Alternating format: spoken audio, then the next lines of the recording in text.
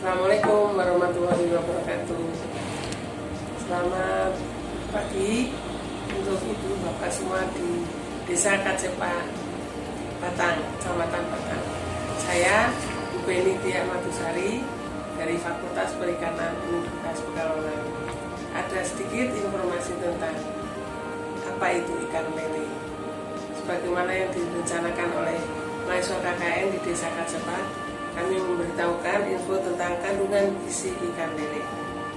Dalam 100 gram ikan lele mengandung energi, lemak, karbohidrat, kemudian protein, serat, gula, sodium, dan kalium. Kandungan yang terdapat dalam lele sangat baik untuk meningkatkan imun kita semua. Kandungan lainnya yang tak kalah penting yaitu adanya asam lemak dan omega 3 serta 4 dan 9. Asam lemak atau omega 3 ini merupakan asam lemak esensial. Esensial itu artinya yang sangat penting yang diperlukan bagi janin dan bayi untuk perkembangan otak dan daya tahan tubuh terhadap penyakit serta perkembangan indera penglihatan.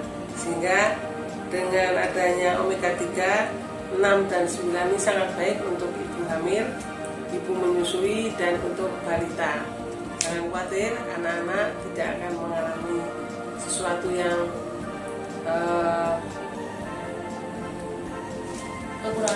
kekurangan gizi. Dengan ikan lele lebih murah dan mudah didapat dan cara menggorengnya juga mudah.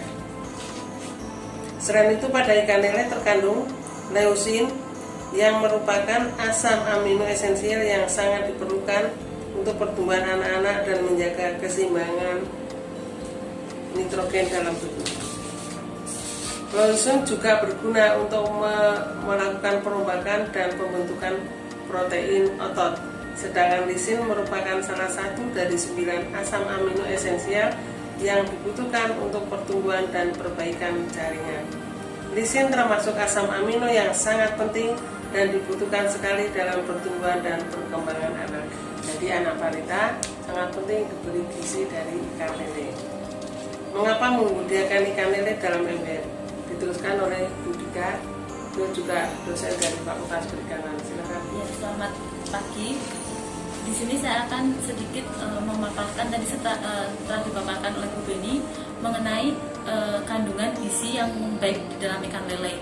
Nah, di sini kita akan melakukan yang namanya budidaya, yaitu budidaya ikan di dalam ember. Kenapa? Karena budidaya ikan di dalam ember itu lebih murah.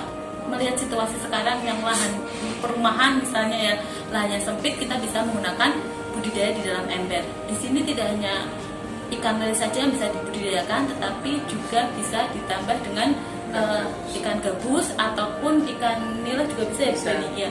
Atau kalau di samping itu juga selain ikan kita juga bisa diberi tanaman kangkung. Oke, di sini mengapa budidaya ikan dalam ember itu murah dan mudah? Karena kita hanya perlu menyediakan ember dengan kapasitas 100 liter.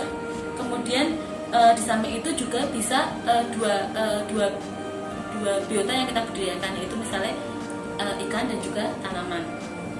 Nah, di sini adapun alat dan bahan yang diperlukan itu sangat gampang sekali.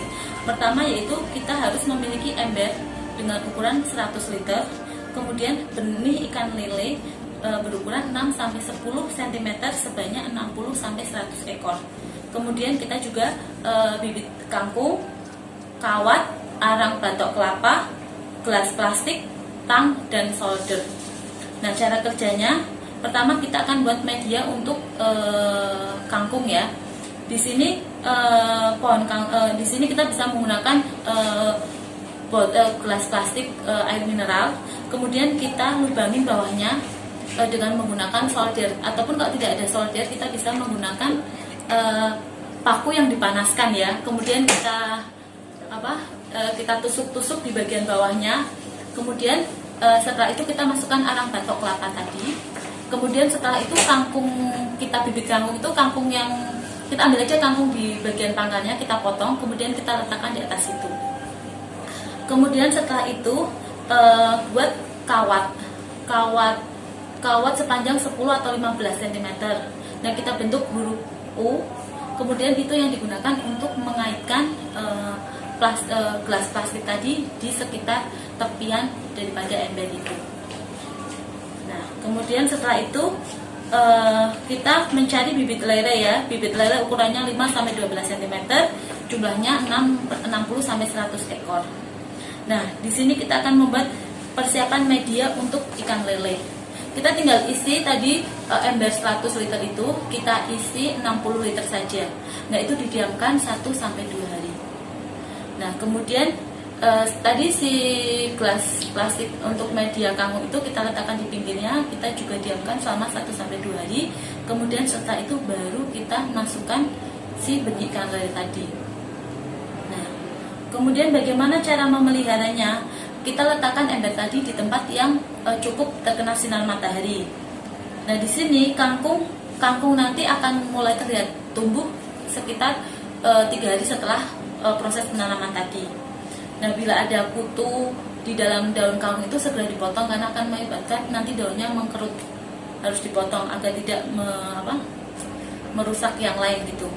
Kemudian berikan pakan ya, berikan pakan sesuai dengan ukurannya, sekenyangnya bisa 2-3 kali. Itu harus intens ya.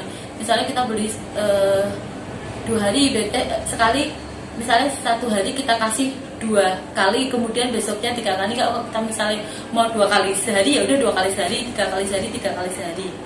Kemudian, nah di sini kendalanya biasanya kalau budidaya ember itu ya Bu Beni airnya mudah keruh ya. Nah, airnya mudah keruh. Untuk mensiasatinya biasanya kita melakukan sifon ya, disifon di bagian dasarnya. Itu kemudian kalau misalnya kita melihat tiba-tiba ikannya itu posisinya menggantung kepala di atas, ekornya di bawah, kita bisa mengganti airnya, bisa diganti airnya semua atau bisa diganti airnya sebagian saja gitu. Kemudian pemanenan. Nah, di sini panen kangkung bisa panen kangkung pertama bisa sampai setelah penanaman 14 atau 21 hari sejak tanam. Nah, kemudian sisanya tetap tunasnya disisakan di situ biar nanti numbuh lagi. Kemudian jarak panennya biasanya antara panen pertama dan panen kedua itu sekitar 10 sampai dengan 14 hari. Kemudian kalau misalnya panen lelenya sekitar 2 bulan ya Bu ya. Survival rate-nya atau daya tahan tingkat ketahannya itu budidaya dalam ember ini biasanya 100%, 40-100%. Nah, biasanya ancamannya itu apa Bu? Kadang kalau ada kucing itu ya biasanya di atasnya diletakkan jaring itu untuk biar tidak loncat juga si lelenya dan tidak dimakan kucing juga.